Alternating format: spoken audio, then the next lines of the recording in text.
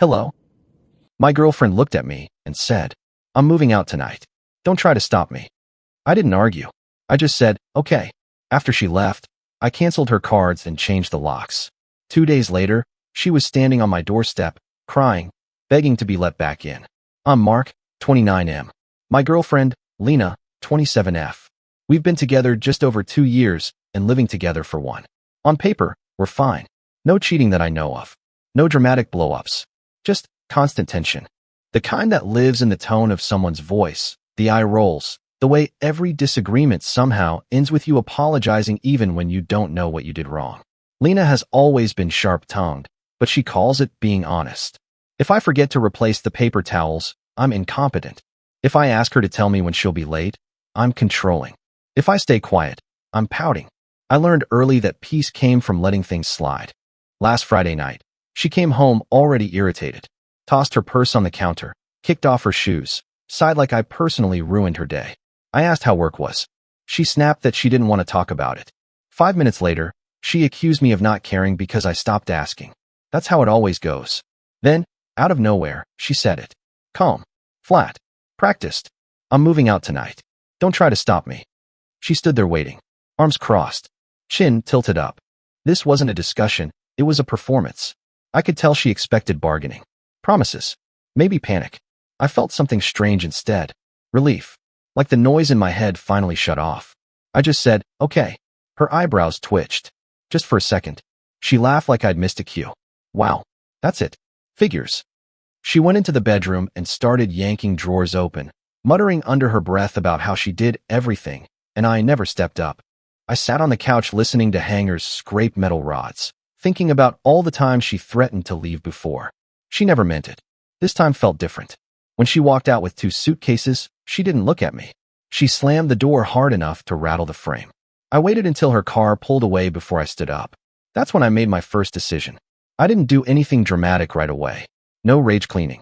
No texting her friends. I just stood there in the living room, staring at the dent her suitcase will left in the drywall near the door. It hit me then how quiet the place was without her commentary filling every corner. I checked my phone. No messages. That annoyed me more than it should have. Normally, even when she left, she'd text within the hour. Something passive-aggressive like, I can't believe you didn't even try, or this says everything about you. Nothing this time. I walked into the bedroom and noticed what she took and what she didn't. Her clothes were gone, obviously. Makeup, laptop, the expensive hair dryer she always reminded me she paid for. But she left the things she didn't think about, the shared stuff, the streaming accounts, the grocery delivery app, the credit cards we used for household expenses, all in my name. I sat on the edge of the bed and laughed under my breath. Not because it was funny, because it was predictable. Lena loved leverage. She loved being the one who left, knowing she could still reach back in whenever it suited her. Borrow the car. Use the cards. Just until I get settled. She'd done it before with her ex, according to stories she told like they were war medals. Around midnight, my phone buzzed. Lena, don't touch my stuff. I'll come back for the rest tomorrow. No, are you okay? No, can we talk? Just a command. I stared at the message for a long time before replying. Me, okay. 3 dots appeared. Disappeared. Appeared again. Lena, wow, you really don't care at all, do you? I locked my phone and set it face down. That's when the second decision happened, not out of anger, but clarity. I opened my banking app. All the shared cards were there. All active.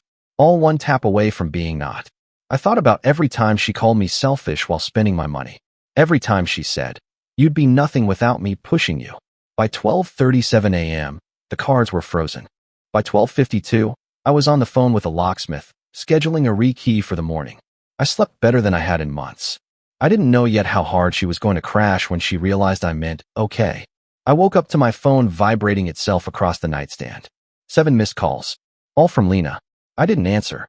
I lay there staring at the ceiling, listening to the unfamiliar quiet, letting the phone buzz until it stopped. Then it started again, text this time. Lena, why are my cards declining? Lena, did you seriously cancel them? Lena, this is childish, Mark. Lena, answer me. I rolled onto my side and checked the time. 8:14 a.m. She'd probably tried to buy coffee or gas. The thought didn't make me feel guilty. It made me feel done. The locksmith showed up at 9. Middle-aged guy, polite, didn't ask questions. I stood there while he changed the locks. watching the old keys pile up in his palm. Each click of metal felt final in a way I hadn't expected. When he left, I texted Lena once. "Me, you said you were moving out. I took you at your word." The reply came instantly. "Lena, are you kidding me? You locked me out?" "Lena, I was emotional. You know I didn't mean it like that." There it was. The rewrite. The part where I was supposed to apologize for believing her. She showed up that afternoon anyway. I saw her car from the window, parked crooked like she was already angry. She marched up to the door and tried her key. Once. Twice. Then she started knocking. Not polite knocking. The kind meant to draw attention. "Mark," she yelled. "Open the door. This is insane." I didn't open it. My phone lit up again. "Lena, if you don't open this door right now, you'll regret it." I leaned against the wall, heart pounding, surprised by how calm I felt. Not powerful. Not smug. Just steady. "Me, you told me not to try to stop you." There was a pause. Longer this time. Then, "So you're really doing this? After everything I put up with?" I almost laughed. Almost. She stayed outside for 10 minutes. Then 20. Her knock softened. Turned into pleading. She texted about how unfair this was. How she had nowhere to go. How she just needed a few days. I didn't respond. Eventually, she left. That night, I realized something important. This wasn't revenge. It was boundaries, set too late, but finally set. And she was not used to doors that stayed closed. The second day was worse for her. I know because she made sure I knew. It started with voicemails. Not the screaming kind yet. Those came later, but the wounded, performative ones. The ones where she sniffles just enough for it to register. "Mark, I don't understand why you're doing this to me," she said in one. "I thought you loved me." I listened to that one twice. Not because I believed it, but because I wanted to remember how easily she could switch roles. Villain to victim in under 24 hours. By noon, the tone shifted. "You can't legally do this," she said in another message, suddenly very confident for someone who never read a lease. "You're being abusive. You're controlling my access to my own things." Her own things. The cards were in my name. The lease was in my name. The locks were on my door. She knew all of that. She just didn't think it would ever matter. Around 3 p.m., she texted me a screenshot. Her bank balance. Almost zero. "Lena, are you happy now?" I stared at it for a long moment. I thought about all the times she told me money wasn't a big deal when it was mine, and a huge source of anxiety when it was hers. "Me, you said you were leaving. I didn't stop you." That sent her over the edge. She accused me of planning this, of waiting for a chance to trap her. She called me cold, manipulative, emotionally stunted. She told me no one else would put up with me. Classic hits. I'd heard them all before, usually whispered in my ear after she'd crossed a line. Then came the message that told me everything I needed to know. "Lena, just open the door. I'll come back. We'll reset. Not apologize. Not talk. Reset." Like a game where she just wanted to reload a save file from before consequences existed. I didn't reply. That night, I sat on the couch eating takeout straight from the container, realizing something uncomfortable. I wasn't sad. I wasn't even angry. I felt lighter, like someone had finally stopped pressing on my chest. 2 days after she left, there was a knock at the door again. Softer this time. When I looked through the peephole, Lena was sitting on the hallway floor. Makeup smeared. Eyes red. Phone clutched in her hand like a lifeline. She wasn't yelling now. She was crying. And she was about to ask to come home. I didn't open the door right away. I stood there with my hand on the knob, listening to her breathe on the other side. It was uneven, exaggerated, the kind of crying she used when she wanted someone to intervene. I'd seen it before, at restaurants, at parties, once in front of my friends when I didn't back her up fast enough. "Mark," she said softly, like we were sharing a secret. "Please." I opened the door just enough to look at her. She looked rough. No jacket. Hair pulled back like she'd given up halfway. Her phone screen was cracked, spiderwebbed from a drop she probably blamed on someone else. She didn't stand up. She stayed seated, looking up at me like that angle would do the work for her. "I just need to come inside," she said. "I don't have anywhere else." I leaned against the doorframe. Didn't move aside. "You moved out," I said. Her face tightened for half a second before she smoothed it out. I was emotional. "You know how I get. You were supposed to stop me." There it was again. The expectation. Like my role had always been to absorb whatever she threw and hold everything together while she burned things down. She reached for my leg. I stepped back. "Don't," I said. That snapped something in her. The tears dried instantly. "So that's it," she said, standing now. "You're just going to throw me away?" I didn't raise my voice. "You left." She laughed, sharp, bitter. You really think you're some hero here? Canceling cards? Changing locks? Do you know how humiliating that was? I nodded. You told me not to stop you. She stared at me like she was seeing me for the first time. Not hurt. Not sad. Calculating. Let me stay a few nights, she said. Just until I figure things out. You owe me that. I felt it then. The moment something fully detached. No anger. No guilt. Just clarity. I don't owe you access, I said. Her mouth opened. Closed. Her eyes filled again. But this time it didn't reach her voice. You're going to regret this, she said quietly. When you realize what you lost. I thought about the silence. The peace. Sleeping through the night. I already know what I lost, I said. She stood there for a long moment, waiting for me to crack. I didn't. When I closed the door, she didn't knock again. But I knew she wasn't done. She didn't come back that night. Instead, the messages started again around midnight. Longer this time. Paragraphs. Screenshots. Voice notes I didn't open. She bounced between anger and nostalgia, like she was flipping through a playlist she thought would get me back. Lena, I stayed with a friend who doesn't even have a couch. Lena, I hope you're happy sleeping comfortably while I'm treated like trash. Lena, do you even miss me? I didn't respond. That silence clearly bothered her more than anything I'd done so far. The next morning, she tried a different angle. Soft. Reflective. Dangerous. Lena, I've been thinking about my behavior. I wasn't always fair to you. Lena, I can work on it. We can do therapy. I'll change. I stared at that one for a long time. Not because I believed it, but because a version of me from 6 months ago would have folded immediately. That guy would have said, okay, let's try, and carried the weight alone again. Instead, I typed nothing. Around noon, my phone buzzed with a call from an unknown number. I answered before I could stop myself. It was her sister. She didn't say hello. Just jumped straight in. What the hell is wrong with you? I pulled the phone away from my ear for a second, then put it back. Hi to you too. She's been crying nonstop, her sister snapped. You cut her off with no warning. That's cruel. I kept my voice calm. She moved out. She told me not to stop her. That doesn't mean you had to do all this, she said. Canceling cards? Changing locks? Who does that? Someone who was told it was over, I said. There was a pause. Then, quieter. She didn't think you'd actually let her go. That line sat between us. I did, I said. Her sister hung up without another word. That afternoon, I boxed up the rest of Lena's things. Not out of spite. Out of closure. I labeled everything neatly. Clothes. Shoes. Random junk she accused me of losing over the years. I stacked the boxes by the door. I texted her once. Me, your things are packed. You can pick them up this weekend. I'll leave them outside. She replied almost instantly. Lena, so that's it? After 2 years? I looked around the apartment. Calm. Quiet. Mine. Me. You made that decision. I just respected it. She didn't text back after that. But I knew the story she was about to tell everyone wasn't going to sound like this at all. I found out what stories she told people without even asking. A mutual friend texted me that evening. Short. Careful. The kind of message people send when they're trying not to pick a side.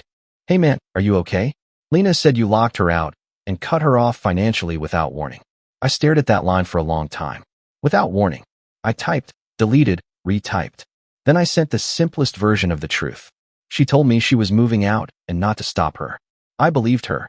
3 dots appeared. Disappeared. Then, oh, that one word felt heavier than any argument we'd had in 2 years. Over the next day, more messages came in. Friends I hadn't heard from in months. People just checking in. No accusations, just curiosity. I didn't defend myself. I didn't vent.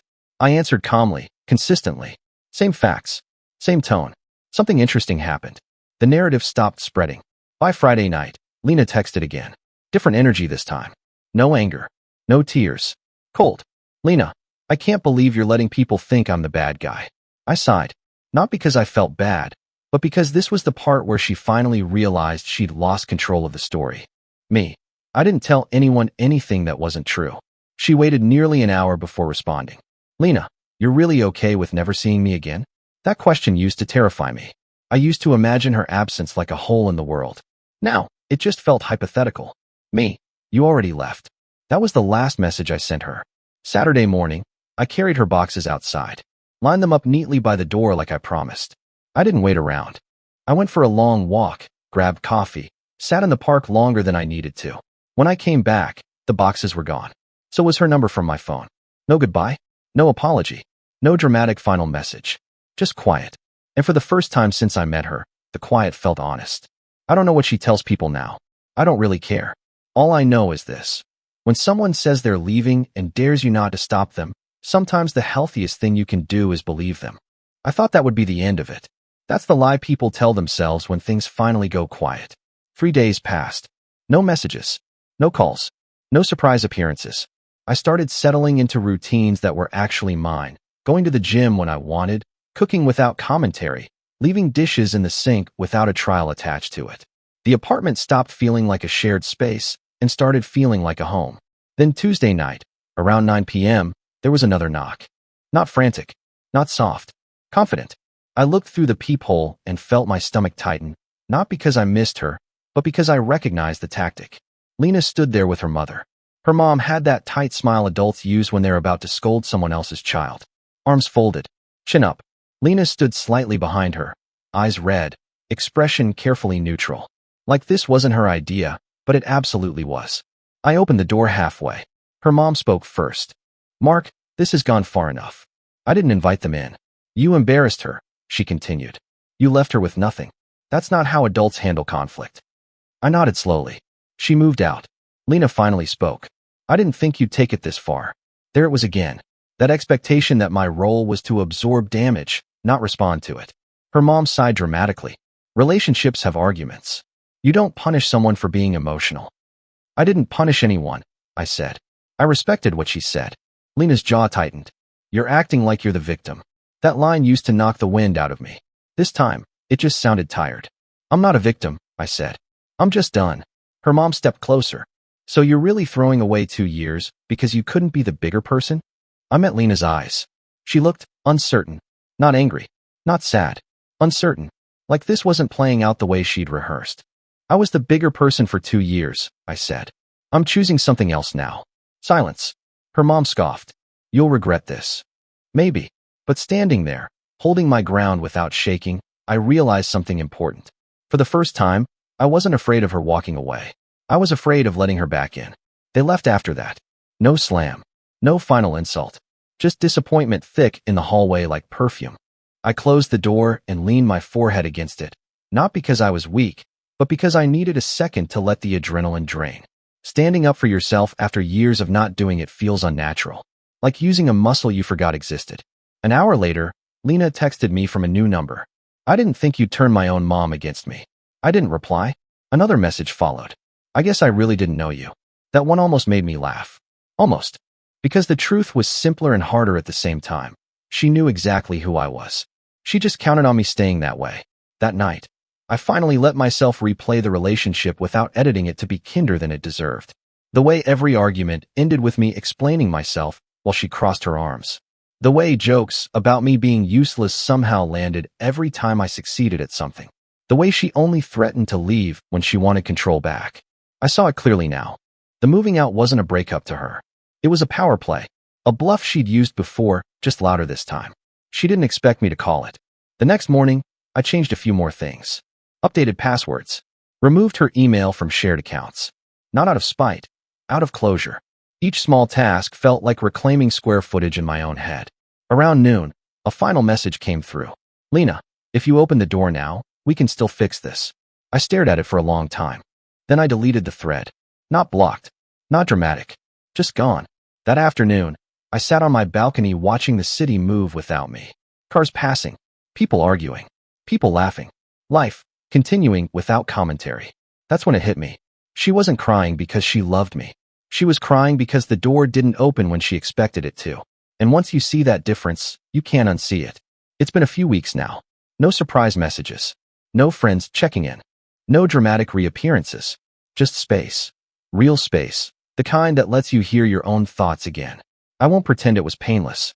There were moments, usually late at night, where I almost missed the chaos. When your nervous system gets used to constant tension, calm can feel wrong at first. Empty. Like you're waiting for something bad to happen. But it didn't. Instead, small things started to feel good again. Making plans without asking permission. Saying no without bracing for backlash. Realizing I wasn't actually forgetful, lazy, or selfish. I was just living with someone who needed me smaller to feel bigger. The last I heard, Lena moved back in with her mom, temporarily. I heard she tells people I abandoned her, that I became cold overnight, that she never saw it coming. I believe her. People like that never do. Here's the part I'm posting this for, because I wish someone had said it to me sooner. When someone says, I'm leaving, don't stop me. They're not asking for space. They're asking for proof of control. They expect pleading, chasing, reassurance. They expect you to perform. And when you don't, when you simply say okay, they don't see strength. They see betrayal. But it isn't betrayal. It's respect. For their words. For yourself. She stood on my doorstep crying. Not because she loved me, but because for the first time in her life, a door stayed closed when she knocked. And I didn't feel cruel. I felt free. TLDR, my girlfriend threatened to leave to control me. I let her. Turns out the moment you stop playing your assigned role, the whole dynamic collapses. Sometimes the calmest response is the one that ends everything and saves you. Bye-bye.